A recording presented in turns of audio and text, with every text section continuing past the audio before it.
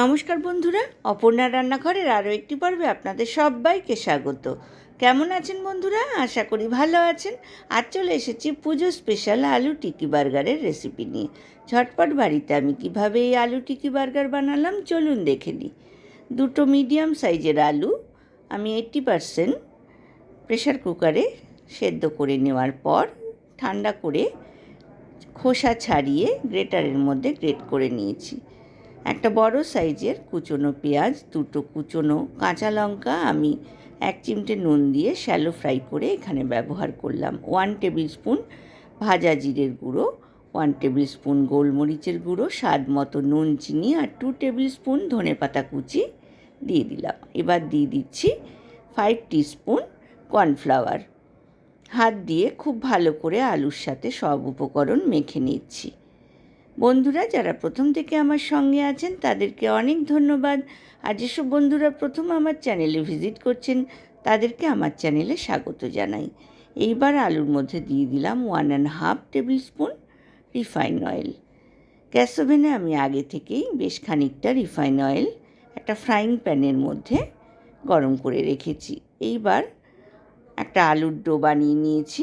2 হাতের তালুতে তেল লাগিয়ে নিয়ে অল্প করে আলু নিয়ে 2 হাতের তালুতে নিয়ে আলুর টিকিগুলোকে গড়ে নিচ্ছি। আলুর টিকিগুলো কিন্তু আলুর চপের থেকে একটু বেশ বড়ই হবে। যখন আমি ফ্রাইং প্যানের মধ্যে ফ্রাই করব তখন কিন্তু এই টিকিগুলোকে একটু ময়দায় গড়িয়ে নেব। দেখুন তৈরি হয়ে গিয়েছে। এবার ফ্রাইং প্যানের মধ্যে আমি একটু ময়দার মধ্যে টিকিগুলোকে গড়িয়ে নিয়ে দিয়ে দিলাম। স্প্যাচুলা দিয়ে ওপরে আমি অয়েল স্প্রেড করে দিচ্ছি।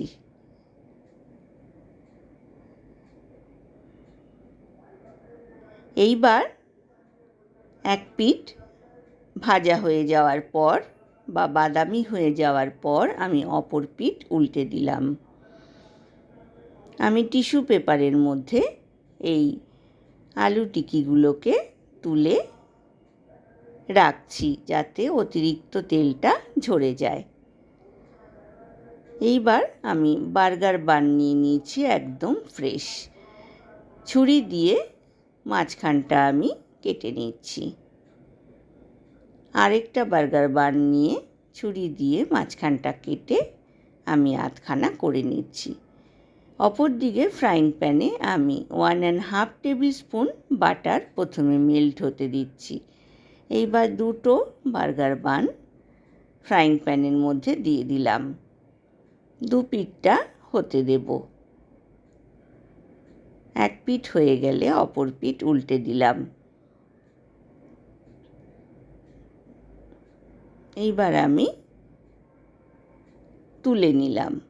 আবারও আমি ফ্রাইং প্যানে আরও 1.5 টেবিল স্পুন বাটারকে মেল্ট করে নিচ্ছি। তারপর আরও 2 পিস বার্গার বান দিয়ে দিলাম। এক পিঠ হয়ে যাওয়ার পর আমি আরেক পিঠ উল্টে দিচ্ছি। এইবার দুটো প্লেটের মধ্যে দুটো বার্গার বান আমি নিয়ে নিয়েছি।